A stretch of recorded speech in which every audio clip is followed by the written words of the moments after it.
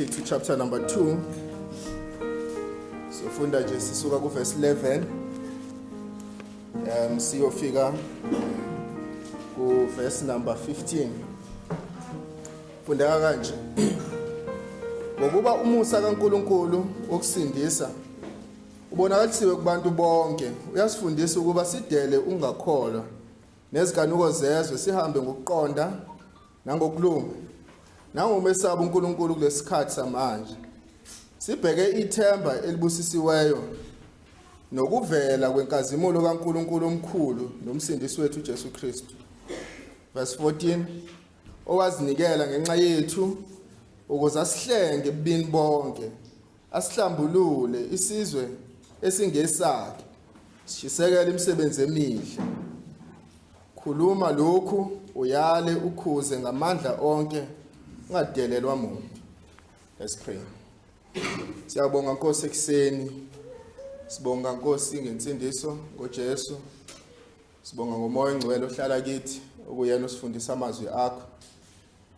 Sibonga ukuthi singaliqonda izwi lakho, ukuthi singakwazi ukuhamba ngezwi lakho. Nkosi ekuseni asinayo umunye umfundisi, umoya ongcwele uyena umfundisi wethu. Asinayo umunye umsindisi, uJesu Kristu yena umsindisi wethu. Asinalo elinye ithemba, uJesu yena kuphela ithemba lethu. Khuluma nathi Nkosi, usize ingqondo zethu ukulizwa izwi lakho, sizwe nenhliziyo zethu ukulamukela izwi lakho. Jesu Kristu ekuseni makaphakanyiswe, yena yedwa inkosi nobusa kuze kube phakade. Amen. Ngo-1994 iSouth Africa yakhuleka, but manje kulesikhathi esiphila kusona kunombango, and umbango okhona ukuthi ngabe yiphi inkululeko esayithola ngo-1994. Ngabe yayipolitical noma kwakuyinkululeko yangakwezomnotho. Abaningi abakhulumayo kulesikhathi bathi inkululeko esayithola yayipolitical, kodwa ngakwezomnotho izwe noma isizwe sisacindezela. Umnotho wakulelizwe usangaphasi kwabacindezeli. In case usuthukile ukuthi this is a history class or what, or a political class. Njengoba nabazalwane asiye ukukhuluma ngalezi zinto ngoba singenayo imbono ngalezi zinto. Sinazi izinto esingazisho ngalezi zinto. Sinayo imbono yethu mayelana naloko. Kodwa into eyenza singakhulumi ngayo noma singayivezi imbono yethu ukuthi sinomzabalazo esikuwo ongcono kunalo. Sinomyalezo esumemezelayo okumyalezo ongcono kunalo myalezo. Simemezela inkululeko engcono kunale nkululeko. Sikhuluma ngokugqila okukhulu kunalokugqila abantu ababigqilazeke ngawo ngalesikhathi. Simemezela ukukhululeka okungcono kunalokukhululeka abantu abakhuluma ngako ema-radioini nakuma-TV nakuzo zonke indawo. Ukugqila obungaphezulu kwako konke ubugqila besono. Ubugqila besono okhululekile ngakwezomnotho nokhululekile political, kodwa engakhululekile esonweni iBhayibheli limbiza ngokuthi usayisigqila. At the same time okhululekile noma okhuliwe esonweni kodwa usabophekile political nakwezomnotho, izwi likaNkulunkulu lithi ukhululekile impela. Ingakho singabamemezeli balenkululeko. Inkululeko yangempela inkululeko yokukhululwa ezonweni. Leyo uJesu Kristu abeconfrontana nawo namaJuda. Mofunda uJohn chapter number 8, wafika kubo wathi niyakulazi iqiniso neqiniso liyakunikhulula. And they argued ukuthi nasikakazi sibe zigqila singaba kaAbraham. Then uJesu Kristu wathi owenza isono isigqila sesono. But ngizile mina ukuzonikhulula. There is a freedom abantu abayidingayo noma kunenkululeko abantu abayidingayo, and inkululeko yangempela inkululeko yokukhulula ezonweni. Inkululeko yangempela iza ngoJesu. Ayize ngazo zonke ezinye izinto, iza ngoJesu kuphela. uJesu ukhulula abantu ezonweni, and ubakhulula ngokuthi yena uqobo uJesu Kristu akhokhela icala labo ngokufa kwakhe esiphambanweni. Jesu Kristu weza ukuzokhokhela inkokhelo yezono zethu ngokuthi alenge emthini ukuze thina sibe ngabakhululekileyo. Ingakho ke namhlanje bazalwane Izokhuluma nje kafushane ngoJesu engumhlengi. ngoJesu engumhlengi. Sizokhuluma ngenkululeko yangempela. Inkululeko le ekumele siphume sihambe soyishumayela. Inkululeko ekumele sikhulume ngayo. Umyalezo ekumele sikumemezele. Umyalezo esingeke sakhathala ukuzwa, esingeke futhi sakhathala ukumemezela. Haleluya. Ngokwezwi kaNkulunkulu uJesu wezela into eyodwa emhlabeni. uJesu wezela ukuzokhokhela icala lezono ngokufa kwakhe esiphambanweni. Iwona umyalezo esiushumayelayo. Para uqalanga kushunyelwa yithina kuqala, waqala wamenyezelwa ama-angels noma izingilosi.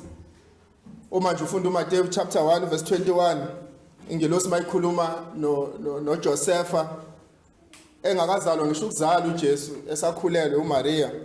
Uthi uzakuzala indodana, uyiqamba igama lokuthi uJesu ngokuba nguye oyakusindisa abantu bakhe ezonweni zabo. This was a prophecy, noma into emenyezelwe uJesu Christ engakazalwa nokuzalwa. Lengane le ingane ehlukile and is on a mission ehlukile, and the mission yayo ukuzokhulula abantu bakhe ezonweni zabo. Isho igama elithi uJesu igama elikhuluma ngomsebenzi wakhe, igama elithi uJehova uyinsindiso yethu. Insindiso iza ngoJesu kuphela. Iza ngoJesu kuphela. Likho elinye igama elinikezwe ebantwini abangasindiswa ngalo ngaphandle kwegama likaJesu. uJesu mina ngiyindlela neqiniso nokuphila. Akekho yakubaba ngaphandle kwami. Elinye ilanga kade kunompriest omkhulu. And uJesu beseqalile ukuzipoint ukuthi uyena inkosi yabaJuda. Bese kunesixokoxoko nje esikhulu endaweni malana naleso statement sikaJesu ngokuthi azibize ngokuthi uyinkosi yabaJuda. Into ebekade izokwenzeka ke ngalesikhathi ukuthi uIsrael njengoba ngalesikhathi bukade ubuswa uphethwe umbuso wamaRoma. So uma phakathi kubaJews noma kuIsrael kuqhamuka umuntu ozibiza ngokuthi yena uyinkosi, amaRoma bengenzeka thukuthele bese bhubhisa isizwe sonke samaJuda kade sikhona ngaleso sikhathi. So umpriest omkhulu uCaiaphas uyasukuma uthi yena ikhanseli yakhe ayinikezayo ukuthi at least akufo yedwa afele isizwe sonke. So generally umpriest was saying akabulawa uJesu, ngoba uma engabulawa uJesu amaRoma they will attack and they will destroy ination yonke as a whole. uJohn masibhalela kuJohn chapter number 11 uyakhomenta kule statement, because uJohn ubenza njalo mayibhali befika bhale bese enikeze na ama comment njambalo. Ku verse 51 kaJohn chapter number 11 uthi lokhu kakushongo ngokwakhe, khuluma ngompriest, kasholongo ngokwakhe, kodwa engumpriest omkhulu walonyaka waprofetha ukuba uJesu wayeza kufa ngenxa yesizwe. This was a prophecy. Wayeprofetha ukuthi uJesu Christ wayezokufa ngenxa yesizwe. Wayengafele ezakhe izono, wayengafele esakhe isiphambeko, kodwa wayefa ngenxa yeziphambeko zabantu. Wayengafi nje bazalwane ngenxa kaIsrael kuphela. Engakho uJohn umbhabhadisi mayembona uJesu uthi nali undlu kaNkulunkulu elisusa izono zenzo. Wayengafi ngenxa yesizwe sakaIsrael, wafa ngenxa yezizwe zonke. Engakho uJohn chapter number 3 verse number 16 ethi uNkulunkulu walithanda ini izwe kangaka human race, wazibanikela ngendodana yakhe ezelwe yodwa. So uJesu Christ umnikelo wabantu bonke, noma uzele ukuzosindisa abantu bonke, noma bemnyama noma bemhlophe noma bengamaJuda noma ngamandili, uzosindisa abantu bonke. uNkulunkulu wethu uNkulunkulu wamaJuda, and insindiso yethu ilena uNkulunkulu ayimemezelile ngesizwe iIsrael. So uJesu eze emhlabeni uzosindisa abantu bonke.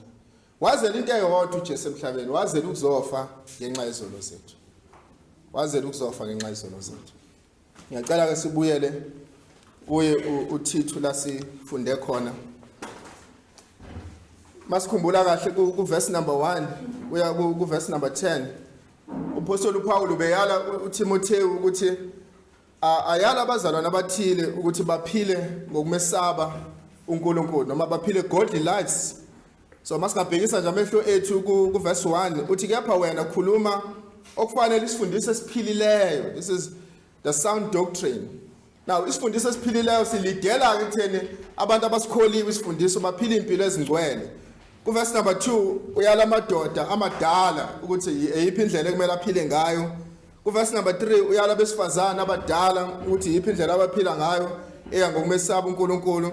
Verse 4 uyala abesifazana abasha ukuthi abesifazana abasha eyiphi indlela kumele baphile ngayo ngokumesaba uNkulunkulu. Verse 6 abesilisa abasha ukuthi eyiphi indlela ekumele baphile ngayo ngokumesaba uNkulunkulu. Then verse number 9 uyala inceku ukuthi eyiphi indlela inceku nabasebenzi nabo bonke abantu abangaphasi kwegunya kumele ukuthi baphile ngayo ngokumesaba uNkulunkulu. Ku verse number 11 kuya ku verse number 14 usebanikeza into ezobagqugquzela, into esa motivation. What exactly yini kumele igqugquzela abantu ekuphileleni uNkulunkulu? Yini kumele ikholwe ngabantu ukuze mase beyikholiwe baphile ngendlela ngokumesaba uNkulunkulu? I wish bazalwane we had time because besobheka zonke izinto uPaul ayivezayo ezimele ziba ama motivation. But ku verse number 14 ekuyena sobheka kuyena into ekumele isimotivate noma isigqugquzele ukuthi sikwazi ukuphila ngokumesaba uNkulunkulu ukuthi sesingakwazi kahle kahle ukuphila ngokumesaba uNkulunkulu ngoba uJesu Kristu wasihlenga ezonweni zethu. That is the message. Noma iyona into umpostoli uPaul ayishoyo. Actually you can. Wonke umuntu ola ukholiwe uJesu Kristu angakwazi ukuphila ngokumesaba uNkulunkulu lesikhathi samanje. Noma ngabe ewesifazana omdala noma omncane noma wesilisa omdala noma omncane noma ingane uma ekholiwe uJesu Kristu angakwazi ukuphila ngokumesaba uNkulunkulu ngoba uJesu Kristu sesihlengile ezonweni zethu. Sesikhululiwe ezonweni zethu, asezona iqila zesono, asekho ngaphasi kwejoka lesono. That is the message of Paul. Leli qiniso bazalwane elokhu livela nje ezincwadini eziningi. Imotivation ma uzwa abazalwane befika bezonikeza ama command ukuthi abazalwane kumele ukuthi baphile kanjani. We are not just motivating in a vacuum. Asizile sizophoqa abantu ukuthi baphile ngento abangeyona. But every time imotivation yokuphilela umngcwele noma yokuphila ngendlela ngokumesaba uNkulunkulu uJesu lengile siphambanweni. Insindiso eza ngoJesu Kristu. Amen. Insindiso eza ngoJesu Kristu. We've seen that uncwadi kwabase-Efesu chapter 1 kuya ku chapter number 3 uPaul uveza ngensindiso, but ku chapter number 4 senikeza ama command. We've seen that. So imotivation yethu yokuphila ngokumesaba uNkulunkulu uJesu lengile siphambanweni. I want you to one day to go back and check ukuthi uNkulunkulu ufuna uphile kanjani ngokwalama verse 1 to 10 and then just go straight to verse number 14. Mele uphile ngalendlela ngoba uJesu Kristu usekuhlengile ezonweni zakho naseziphambekweni zakho. Even naku Romans masingathi sibambile bazalwane sivule nje ku Romans chapter number 6. Kwabase Roma chapter number 6 enforce leliqiniso leli elifanayo. Ku verse 17 Romans chapter 6 uthi kepha makabongwe uNkulunkulu, kepha makabongwe uNkulunkulu ukuthi nina enanizincedi zesono senilalela ngenhliziyo indlela yesifundiso enanikelwa kuyo, nokuthi senikhululiwe esonweni naba izinceku zokulunga. Ngikhulumiswa komuntu ngenxa yokuthakathaka benyama yenu, ngokuba njengalokhu nanikela izitho zenu zibe izinceku zamanyala nezongalungi kwaba ngokungalungi, kanjalo nikelani manje izitho zenu zibe izinceku zokulunga kube ngokungcweliswa. Verse 20 ngokuba lapho niyizinceku zesono nanikhululekile maqondana nokulunga, ngaleso sikhathi nani nazithelo zini na esenezinhloni ngakho manje, ngokuba ukugcina kwalokho kungikufa, kepha manje senikhululiwe ezonweni naba ngabakhonza uNkulunkulu. Ninazo izithelo zenu kube ngungcweliswa nasekugcineni ukuphila okuphakade, ngokuba inkokhelo yesono ingikufa, kepha isiphiwo somusa singuNkulunkulu sikaNkulunkulu singukuphila okuphakade kuKristu Jesu Inkosi yethu. So Paul is emphasizing the same thing. Lona iwona abazalwane umyalezo wethu, uJesu Kristu umhlengi wethu. Leqiniso sizodbheka ngaphasi kwezihlokwana nje ezintathu. Isihloko sokuqala uJesu umhlengi wethu, and esesibili uJesu umhlengi wethu ezonweni, and then esesithathu uJesu umhlengi wethu ngokuzinikela. uJesu umhlengi wethu ngokuzinikela. We'll be answering ama questions amathathu sihlengwe kanjani, sihlengwe kuphi, and kusho ukuthini ukuhlengwa kwethu, kusho ukuthini ukuhlengwa kwethu. And sizobheka ku verse 14, wonke la maqiniso siwathola ku verse number 14.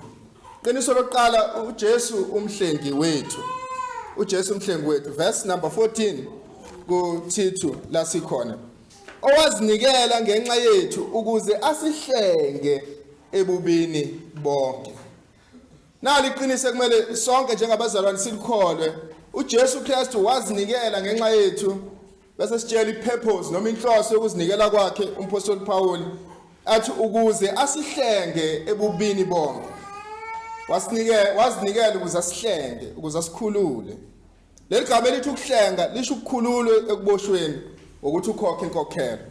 Ukukhulula ekuboshweni ngokuthi ukhokhele inkokhelo, leyo nkokhelo leyo suke izokhokhelwa ibizwa ngokuthi isihlengo. So ukuhlengwa ukukhulula ezonweni ngokukhokhela inkokhelo ebizwa ngokuthi isihlengo. Ukuthengwa kabusha ukuthi into uhambe uyithenga uyibuyisele emuva. Lana bekuyinto ebeyisetshenziswa kuyigqila, besithi isigqila sisebugqileni, umuntu ahambe ayosithenga esikhiphe ebugqileni ngokuthi asikhokhele inkokhelo. Inkululeko yaso isigqili ibikhokhelwa ngemali noma ibithengwa ngemali. Into efanayo neyenziwa manje uma kwenziwa umuntu eboshiwe ehambe eyobheyilelwa, imali yakhe iyona esuke izoboshwa kwesikhashana bese yena yaphuma ebugqileni lo asuke ebubona. Kanjalo ke bazalwane, noJesu Kristu wasikhulula ebugqileni obebukhulu kunabo bonke, and ubugqila uJesu asikhulule kubona ubugqila besono. Babhela lithi besiboshwe isono. Wasikhulula uJesu Kristu ezonweni zethu, wasenza saba ngabakhululekile, wasinikeza inkululeko. Ingakho ethi umpostoli Paul wazinikela bese ethi ukuze asihlenge ebini, ukuze asikhulule ezonweni zethu, ukuze asinikeze inkululeko ezonweni zethu. It's a truth bazalwane kumele sikhona. And wakwenza lokho ngokunikela ngokuphila kwakhe uqobo. Wakhokha ngeyakhe impilo. Izono zethu beyifanele ukufa. uJesu Kristu wafa ukufa ebesikufanele. Inkokhelo yesono isho njalo Romans chapter number 6 uthi inkokhelo yesono ukufa. So uJesu Kristu ukuze asikhokhele kwakumele ukuthi yena uqobo afe ukufa lokho bekumele ukuthi sikufa. Ngoba chapter 20 verse 28 uthi njengalokho indodana yomuntu ingezelanga ukhonza, kepha ukukhonza nokunikela ukuphila kwayo kube yisihlengo sabanini. Yabona uJesu Kristu ukuze akhokhe, wakhokha ngokwakhe ukuphila. Ingakho ethi uMateyu wanikela ukuphila kwakhe ukuze kube isihlengo sabanini. Wasihlenga ngeyakhe impilo, wakhiphe okwakhe ukuphila wasihlenga, wakhokha ngakho. Inkulu lenkokhelo yokuhlengwa ezonweni, ukuphila kwendodana kaNkulunkulu uJesu Kristu. This is good news. Indaba ezinhle. uJesu Kristu kwamela akhiphe okwakhe ukuphila. Ayikho enye payment ekade ingakhishwa ukuhlenga abantu ezonweni. All the religious works, ukuya esontweni, ukuthandaza, ugqoka ingubo ezinde, ukuhamba njengenceku, ukhulume amazwi athile aqondile endleleni, uhambingelela bonke abantu, bengeke bakhulula abantu ezonweni. Everything, even a billionaire akakwazi even ukukhipha imali yakhe yokugcina, yonke imali yakhe esebank ayikhiphe ibisihlengo sokuphila kwakhe. Kumele ukuthi kufa umuntu ukuze kuhlengwe abantu ezonweni. Kumele ukuthi kufa indodana kaNkulunkulu. I think uJohn 3 verse 16 ulethi force that is enough. Uthi uNkulunkulu walithanda izwe kangaka bese ethi waziwanikela ngendodana yakhe ezelwe iyodwa. This was the unique son of God, the only son. uNkulunkulu kwamele anikele ngendodana yakhe, but uJesu Kristu kwamele yena anikele ngani? Ngokuphila kwakhe ukuze asindise abantu ezonweni. 1 Peter chapter 1 verse 18 and 19 uthi nazi ukuthi anihlengwanga ekuhambeni kwenu okuyize enakunikezwa ngawoyihlo ngezinto ezibhubhayo, isiliva negolide, kodwa ngegazi elinqabileyo lika Kristu, kungathi leundle engenacala engenabala. This is the reality of our salvation. Kwamele ukuthi kufa umuntu endaweni yethu, and lowo muntu igama lakhe uJesu Kristu. Thina sihlengwe ngegazi kaJesu. Asihlengwanga ngezinto ezibhubhayo, isiliva negolide, sihlengwe ngegazi kaJesu. uHebrews 9 alifani igazi kaJesu Kristu alifani nelezimbuzi, alifani nelamathole akade ehlatshwa kwi-Old Testament. Ligazi elihlukile, igazi kaJesu Kristu, ilona angene ngalo endaweni engcwele emazulwini. Alifani negazi lezimbuzi nelenkomo, alifani. I remember before I was saved, kule minyaka emidala, I used to feel ukuthi ngiyisoni, so because ngase ngangisezayoni ngangihamba ngifike ngigcwalise emfuleni imigqomo eminingi yamanzi, lo ngiyithelile ngithi ngiyabuya ngisafana. Alifani namanzi igazi kaJesu. Noma abantu bangadayisa amanzi alifani namanzi, noma abantu bangeza nemali alifani nemali. EmaRomeni khishwa ngisho imali ethu yimisa, kuthiwa khishwa abantu abafile, alifani namamisa. Asihlengwanga ngalezo zinto lezi silver negolide, sihlengwe ngegazi kaJesu Kristu, igazi elinqabileyo likaJesu, ukuze sithethelele izono.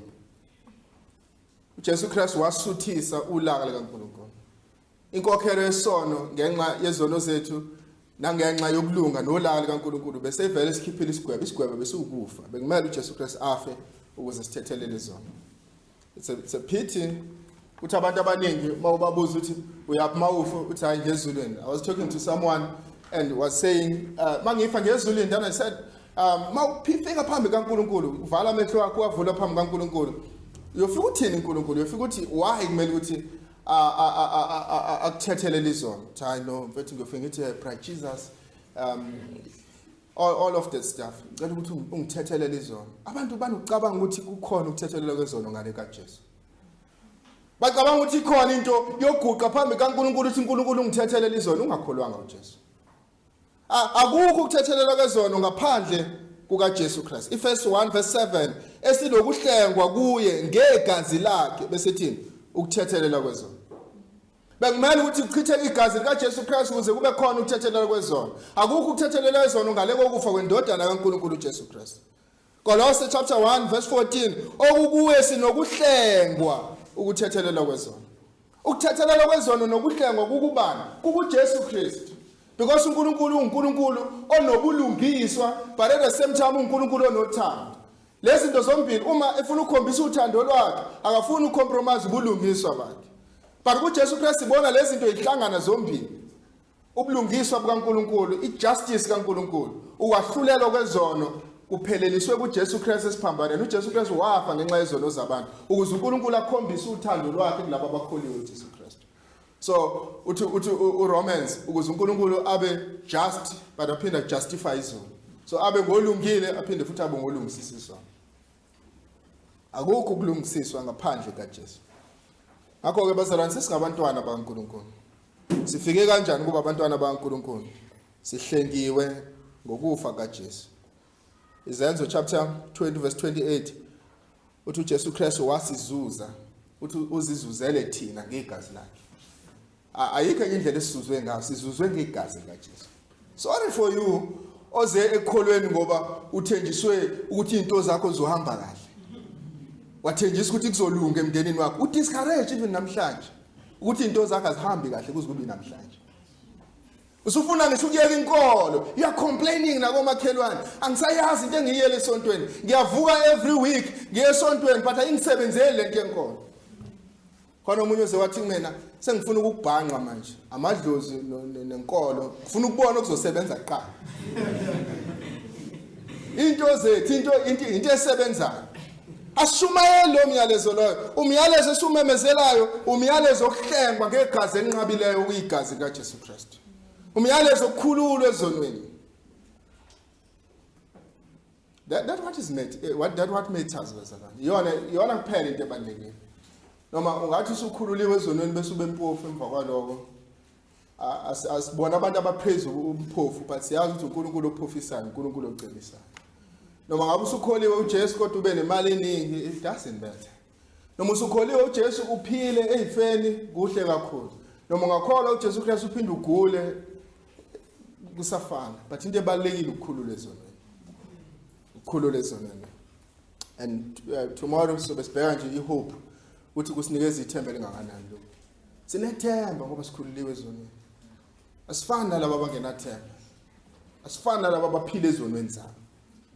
But wesibili umbuzo uthi usihlenge kuphi uJesu? Usihlenge kuphi? Sibonile manje ukuthi sihlengwe uJesu. Uyena umhlengi wethu, but usihlenge kuphi? Uthi verse number 14. That is our second topic. uJesu umhlengi wethu ezonweni. Verse 14. Owazinikela ngenxa yethu ukuze asihlenge ebubini bonke. Nangu la sihlengwe khona. Sihlengwe ezonweni, sihlengwe ebubini, usho njalo uMpostoli Paul. Ukuze asihlenge ebubini bonke. Inkinga yabantu noma inkinga yethu bekububi, bekuyizona. Inkinga yethu bengekona ukuthi besiphuwa. Inkinga yethu bengekona ukuthi siphume emakhaya mpofu. Inkinga yethu bengekona indlela esazaleka ngayo. Ziningi inkinga zabantu eminyaka. Bazibathi omunye unenkinga njena ngoba unengubo ayigqokile mhla ezalwa eyasala esibhedlela. That were not our problems. Leyo bengayona inkinga yethu, bengeyona ingubo eyasala esibhedlela. Bengeyona indlela engazaleka ngayo. Bengeyona even indlela ukuthi ngazalwa ngenababa mina ubaba wami angimazi. Zonke lezo zinto ziyinkinga egenuine zabantu, but kunenkinga enkulu kunaleyo. Inkinga enkulu ngaphezulu kwaleyo ukuthi abantu babi. Iyona uMpostoli Paul into akhuluma ngayo. Usihlenge kuphi ukuze asihlenge ebubini bonke. Ubezosikhulula ezonweni. Our biggest problem is sin. Inkinga yethu enkulu kunayo yonke isono. Isono bazalwane sangena ngomuntu uAdam. Ngakho ke bonke abantu abazalwayo sebezalelwe esonweni. uRoma chapter 5 verse uthi mabili ama representative. Noma uNkulunkulu udila nabantu nehuman race ngabantu ababili. Udila nabantu ngoAdam noma udile nabantu ngoJesu. So masizalwa sizalwa kuAdam, so uNkulunkulu usuke edila nathi ngokaAdam. But mase sikholwa siyasuka kuAdam sibe kuJesu, then uNkulunkulu usedila nathi ngoJesu Kristu. But initially uNkulunkulu bedila nathi ngoAdam. Into uAdam ayiyona nathi besiba yiyona. Into uAdam ayenzile nathi sayenza automatically. That's why verse 18 athi ngalokho ke njengokuba ngasiphambeko sinye kwaba khona ukulahlwa kwabantu bonke. Ngesiphambeko saAdam, since besithi Adam, wonke umuntu ozalwa uzalwe kuAdam. I was talking to someone omfundisi owafika kumina wathi nceke uNkulunkulu ngibonise ukuthi kumele sisebenze nawe sihambe izizwe sinawe. And I said yes. Ngafisa ukusebenza nawe, ngafisa ukuhamba nawe izizwe. Then ngase ngibuza ukuthi ke umuphi lo myalezo esihamba nawo siushumayela.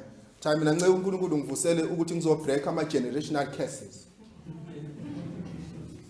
Then I said, nami ngiyabreak ama generational curses. When we break kanjani ama generational curses?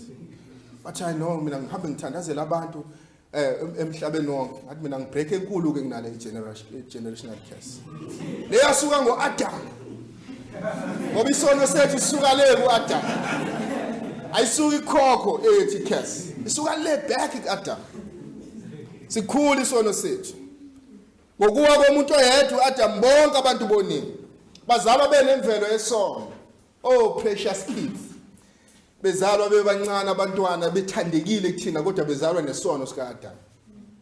Knowing exactly ukuthi noma ngamsecureshela yonke into ama educational loan ngimenzele yonke into impilo yakhe ibe right ibe covered, but uma ngingamkhululanga noma ngingamintroduceanga kuJesu uzakhulula esonweni sikaAdam ngiyobe ngenzanga lutho njani.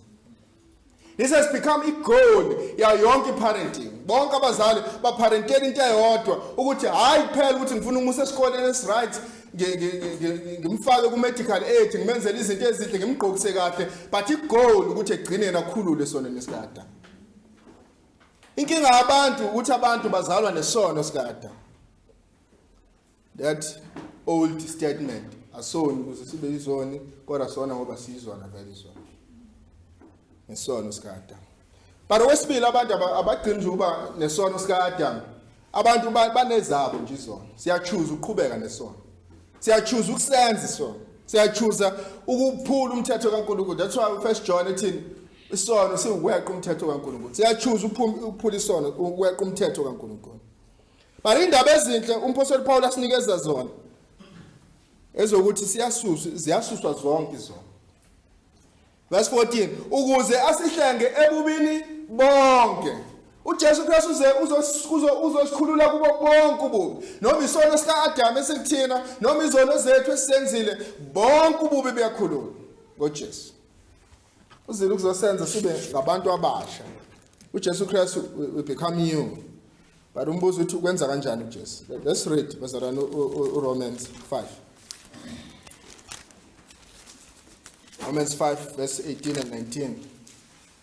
Verse 18 uthi ngalokho ke njengokuba ngasiphambeko sinye kwaba khona ukulahla kwabantu bonke, kanjalo naye indlela uJesu asikhulula ngayo, ngasenzo sinye sokulunga kwaba khona ukulungisiswa kukho konke ukuphila kubantu bonke. Verse 19 ngokuba njengalokhu ngokungalaleli kwamuntu munye abaningi benziwa izoni, kanjalo ngokulalela kwamuntu munye abaningi bakwenziwa abalungileyo. Na indlela esindiswa ngayo, sisindiswa nge-perfect life kaJesu Kristu. Sisindiswa ngokulunga kaJesu Kristu. Sisindiswa ngokulalela kaJesu Kristu, the obedience of Jesus Christ. Okupho okunye ukulalela uJesu Kristu akwenzile, ulalelile uNkulunkulu waze wayofa esiphambaneni ngenxa yezono zethu. Nawe indlela esindiswa ngayo ngokulalela kaJesu Kristu. uJesu Kristu wenzela ukuzolungisa lokho kwanakala ngoAdamu. There is a question mawushumayela nje ema-university, abafundi bafika kuwena bazokubuza ukuthi kushuthi uNkulunkulu akekho fair. Why uNkulunkulu uma wayazi ukuthi oAdamu bazodla and abantu bonke bawela esonweni, why uNkulunkulu abayeka ukuthi badle? Because he had a perfect plan ukuthi laba bawa ngoAdamu bawubuyiswa ngoKristu Jesu. It's your choice. It's your choice. uNkulunkulu akadedelanga nje kuphela uAdamu ukuthi adle isithelweni and bonke abantu bazalwe benesono. uNkulunkulu uphinde wathumela indodana yakhe uJesu Kristu kuba izofa endaweni yabantu ukuze abantu bakhululwe zona. Now we need to choose. Sesime phakathi kwabantu ababili, sime kuAdamu oyi-representative yesono nokulahlwa nesijeziso, sime kuKristu oyi-representative yokulunga kaNkulunkulu nokuphila okuyingona phakathi. Then we need to choose if we love isono sika-Adamu that much ukuthi sifuna ukuqhubeka noAdamu noma sifuna ukukholwa uJesu Kristu ukuze sikhululwe zona. Izenzo chapter 10 verse 43 uthi ngaye bonke abaprofeti ngoJesu, bonke abaprofeti bafakaza ukuthi ngegama lakhe bonke abakholwa nguye bayakwamukelisa ukuthethelela kwezono. This is the message. Bonke abaprofeti, they were looking forward to Jesus Christ. Babebuka kuye uJesu Christ, bafakaza ukuthi ngokukholwa egameni likaJesu abantu bothethelela izono. Uthethelela kwezono yabiza, kubiza ukufa komuntu. It's not cheap. It's expensive. Kodwa kithi bazalwane, mase sikwamukela, kuza kalula, kuza ngendlela eyodwa, kuza ngokukholwa. Kuza ngokukholwa, kuza ngokunikela impilo yakho kuJesu. Sadinga ukwenza into eziningi, sodinga ukukholwa uJesu. But last one, uJesu umhlengi ngokuzinikela kwakhe. Ngokuzinikela. Verse 14. Owazinikela ngenxa yethu. This is the key. uJesu Kristu wazinikela ngenxa yethu. Apostle Paul uveza one of the precious truth ukuthi uJesu Kristu kaphoqwanga ukuya esiphambanweni. Wazinikela yena, waya ngokuthanda kwakhe elalela ubaba esiphambanweni. He voluntarily died. Wayikhethela ukufa uJesu. Even kuJohn chapter 10 verse 18 uthi akakho ongangamuka ukuphila kwami kusho uJesu. Kodwa ngikudela ngokwami. Mina ngiyazikhethela. Akekho umuntu ongangamuka. And we've seen that bazalwane ngesikhathi uJesu Kristu bezombamba bezombopha uthini? Babefuna bemfuna befika lapho uthi nginguye. Mayiqeda ukusho lokho ebiza igama likaNkulunkulu lithi abantu bawapha. And even uPetru mayehosha inkemba eshaya omunye wamasoja uthini uJesu? Uma bebengithanda bengabiza ama-angels azongivikela, the army, the heavenly armies. Na mama uJesu Kristu ubena yonke into yokuvimba ukufa kodwa akakuvimbanga. Ingakho iBhayibheli ithini? Uthi uJesu ngikudela ngokwami ukuphila kwami. Akakudulwanga ukuye kufeni amaRoma, ukudele ngokwakhe, ukudele voluntarily. Nginamandla okudela, nginamandla okubuye ngikuthabathe. Lo myalo ngiwamukele kuba in obedience to the Father. wakwenza ngokuthanda kwakhe lalelo baba. But wesibili umpostoli Paul asivezela kona la uthi uJesu wafa endaweni yezoni. Uthi wazinikela ngenxa yethu. Afanga ngezono zakhe. Ingakho 3 judge uJesu Kristu ayiswa kuyena. Alitholanga icala kuJesu. Pilate akatholanga icala. Herod akatholanga icala. Akekho ke wathola icala kuJesu Kristu. Why? Akafelanga izono zethu zakhe. Wafela izono zethu. Ingakho ethi wazinikela ngenxa yethu. Wafa ukufa kwethu. Ithini besifanele ukufa. But uJesu Kristu weza ukufa kwethu. Wangena endaweni yethu. Wathwala ulaka likaNkulunkulu endaweni yethu. Ithini besifanele ulaka likaNkulunkulu. Asingapheja nje kancane ku-Isaya la umfowethu uGasa besifundela khona noma umpilo uverse 4. Isaya uveza ukuthi lokufa uJesu Kristu akufa kwangekona kwakhe kwanti kwakukufa kwethu. Verse 4 uthi kepha yazithwala bese thini izifo zethu kwangezona izifo zakhe kwakuyizifo zethu yabentshatha ubuhlungu bethu. Kodwa thina sathi Jesu ishawe nguNkulunkulu ihlushiwe. Verse 5 yebo yalinyazwa ngenxa yeziphambeko zethu yachotshozwa ngobubi bethu. Konke uJesu Kristu akwenza wakwenzela thina wakwenza ngenxa yethu wakwenza endaweni yethu. Verse number 5 thina sonke sidukile njengezimvu ilona lo uphendukele endleleni yakhe. uJehova wehlisele phezukwayo ububi bethu sonke.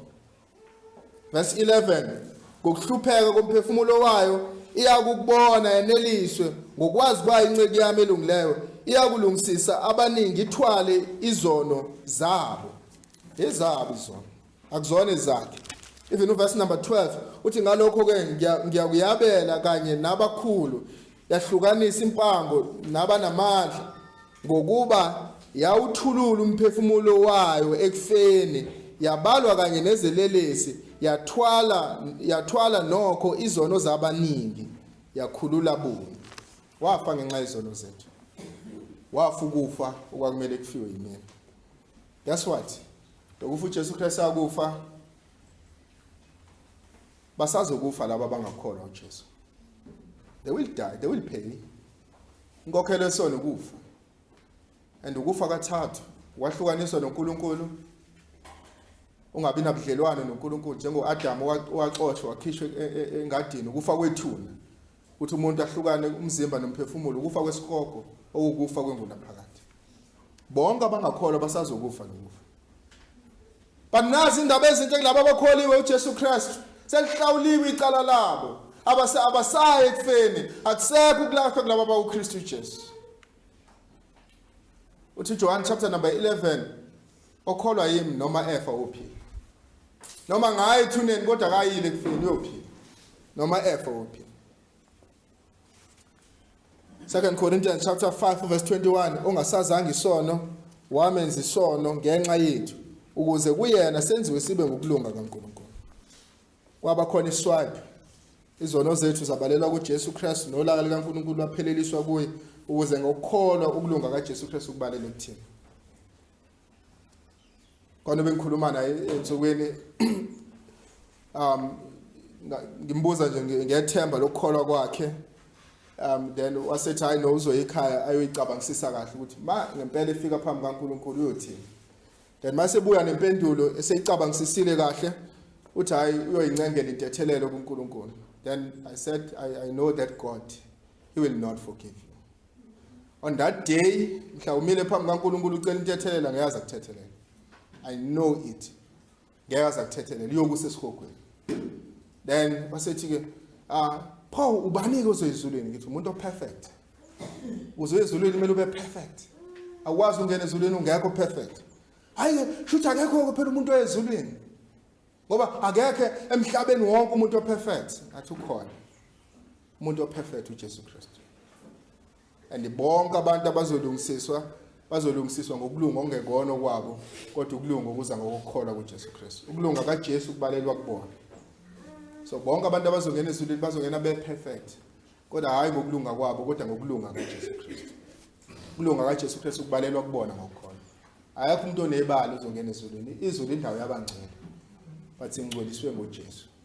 Hayi ngokulunga kwethu, hayi ngemisebenzi yethu, ngoJesu Kristu owafa endaweni yethu. ngoJesu Kristu owaphila impilo, the holy and perfect life for 33 years engakaze asenze sona. Lokulunga kaJesu Kristu, that perfect obedience kaJesu Kristu ibalelwa kithi ngokukholwa. uNkulunkulu mayebuka thina ubona indodana yakhe uJesu Kristu. Njengalokhu uNkulunkulu wabuka indodana yakhe wabona thina esiphambanweni.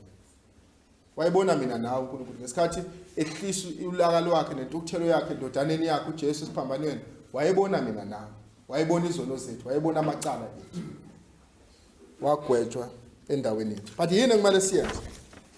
We need to believe in Jesus Christ. Manje sikholwe uJesu Kristu ukuze wonke lo msebenzi uJesu Kristu awenzile ubalele uthina ngokukholwa. Ukuze ukufa kaJesu Kristu kube sengazi ukuthi noma kube ukufa kwethu nokuvuka kwakhe kube ukuvuka kwethu. Sivukele kuphileni ongunaphakade. But the point uMpostoli Paul alivezayo la kuThithu, sengingakwazi bazalwane ukuphila impilo engcwele. That is the point. And yona into bazalwane ngifisa ukuyiqinisekisa manje, you can live a holy life. Sesingakwazi ukuphila impilo engcwele. You've made enough excuses. Sesenza ama excuses are enough. Sesibatshelile nabafundisi nama mentors ethu ukuthi siyahluleka ukuphila impilo engcwele. Sesibatshelile bonke abantu, I can't be that person. Angikwazi ukuba a husband engilindele ukuthi ngibe yona. Angikwazi ukuba iwife engilindele ukuba ngibe yona. Angikwazi ukuba ingane noma umzalwane engilindele ukuba ngibe uyena.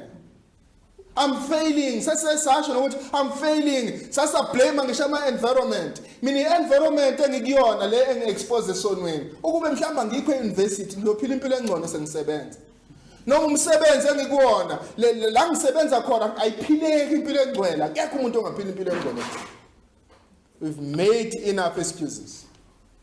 But namhlanje izwi likaNkulunkulu lithi ngoJesu sesingakwazi ukuphila impilo engcwele.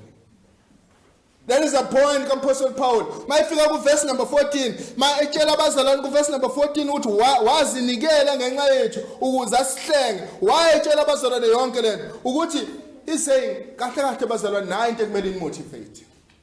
Nayo into ekumele ingqugquzele. Nihlengwe ngegazi enqabileyo, igazi kaJesu. Nihlengwe ngokufa kaJesu Kristu. Ukuze nibe yilabantu eniyibona, ukuze nikhulule ezonweni, ukuze nihambe ekuphileni okusha, kwamele ukuthi kufa umuntu, and umuntu owafa endaweni yezoni uJesu Kristu. Our salvation is expensive. Iyabiza insindiso yethu. Ngelinye ilanga masicabanga ukuphila ezonweni, noma sicabanga ukubuyela emuva, noma sicabanga ukusitaste isono nokusenza isono, noma sicabanga ukusilowarisha isono singabusasithatha njengesono, asocabanga ukuthi akubanga cheap ukusindiswa kwethu. Kwamele ukuthi kufa umuntu ukuze sisindiswe ezonweni. Kwamele ukuthi kuchitheke igazi lendodana kaNkulunkulu ezelwe yodwa uJesu Kristu ukuze sikhulule ezonweni. It's special. Ingakho iobedience yethu noma ukulalela kwethu akusekona ukulalela kokusaba. Asalaleli ngoba initially sisaba isikhoko, kodwa sesilalela ngoba sibona ivalue yokufa kaJesu Kristu. Sesilalela ngoba sibona imagnitude noma ububanzi bothando likaNkulunkulu. Ingakho eJohn uNkulunkulu walithanda izwe kangaka noma walithanda kanje izwe noma nayo indlela uNkulunkulu abonakalisa ngayo uthando wanikela ngendodana yakhe. So in response to that, indlela esiphendula ngayo ke manje kulomhlatshelo omkhulu kangaka ukufa kwendodana kaNkulunkulu uJesu Kristu, siresponda ngokuphila impilo engcwele. Siresponda ngokuthi sibe ilabantu ekumele ukuthi sibe yibona. Oba labantu madoda amadala. Wayale kanje amadoda amadala. Mawazithibe azothile, aqondileyo, aphilile ekukholweni, nasothandweni, nasekubekezeleni. Kanjalo nabesifazana abadala mabaziphathe ngokufanele, abangcwele. Bangabi ngabahleli, bangabi izigqila zewayini eliningi. Babe ngabafundisi bokuhle ukuze bafundise abesifazana abasha ukuthanda amadoda abo, bathanda abantwana babo, babe ngabaqondileyo abamhlophe, abaphatha kahle amakhaya, abamnene, abathobela amadoda abo ukuze izwi likaNkulunkulu lingahlanjalazwa. Ngokunjalo ubayale abesilisa abasha ukuze babe ngabaqondileyo, uzibonakalise kukho konke, ube isibonelo semsebenzi emihle. Why we must live like this? Why kumele siphile ngayo yonke lento uMpostoli Paul akhuluma ngayo? Why kumele we take heed kulama verses? Ingenxa yomhlatshelo uJesu Kristu awenzile isiphambano. Ingenxa yokufa uJesu Kristu akufile. Our salvation is expensive. Kwamele ukuthi kufe indodana kaNkulunkulu uJesu Kristu. Thina abazalwane sazi inkululeko engcono. Inkululeko yokukhulula ezonweni. That's why we're not political. We are intentional ngalo. That's why asebenzisa wonke ama platform ukukhuluma ngokuthi sicindezelwe kanjani, ukuconvince abantu ukuthi sicindezelwe kanjani. But isebenzisa ama platform ukukhuluma ngenkululeko yangempela yokukhulula ezonweni eza ngokukholwa uJesu. Sathi inkululeko yangempela. Sathi ukugqila bangempela thina njengebandla. Nango wethu mzabalazo. Owethu mzabalazo ukuphuma siyotshela abantu ngoJesu. Owethu mzabalazo ukumemezela ivangeli lokukhulula ezonweni. Iwona wethu mzabalazo esiunikele. Uma busudivethekile ngenxa yokuthanda lelizwe, I'm calling you today. Nango wethu mzabalazo, ungcono kunalo mzabalazo abantu abawufelile. Ungcono kunayo yonke into, wonke ama sacrifices we celebrate, wonke ama sacrifices ama politician awenzile, but lo mzabalazo wethu ungcono kunalo. It's worthy the fight. Ufanele ngempela ukuthi abantu bangayinikela kuona. NjengoMandela ahlala 27 years ejele, nabazalwane bangaspenda their life in prison for this. Wonke ama sacrifices ama politician awenzile, and we celebrate that, but we can do more sacrifices ngenxa yalo mzabalazo. Asiphile impilo engcwele. Siphinde sitshela abantu ngoJesu. Siphile impilo engcwele, siphinde sitshela abantu ngoJesu. Let us pray. Siyakubonga uNkulunkulu ngoJesu. Besingenathemba. Besikude nawe, sifanele ukufa, sifanele ukulahla. Kodwa ngoJesu sesiseduze. NgoJesu we have access kuwena uNkulunkulu wethu. Siyabonga, siyahalalisa. Sibonga ukuthi into ebesingesakwazi ukuyenza. Besiyofela ezonweni. Besiyoba isigqila sesono ukuze bephakathi. Besiyolahla. Besilifanele ulaka nentuthelo. Besikufanele ukulahla. Kodwa namhlanje sithi uJesu umhlengi wethu. Namhlanje we celebrate the salvation that is through Jesus Christ. I pray, oh Lord, ukuthi uma kukhona la ongazani nawe, ongakakholwa uJesu, oh uNkulunkulu, vula amehlo akhe ukuba mbone uJesu Kristu. Awubone umsebenzi uJesu Kristu awenzile isiphambano ngenxa yezono. Esenikele impilo yakhe uJesu Kristu kube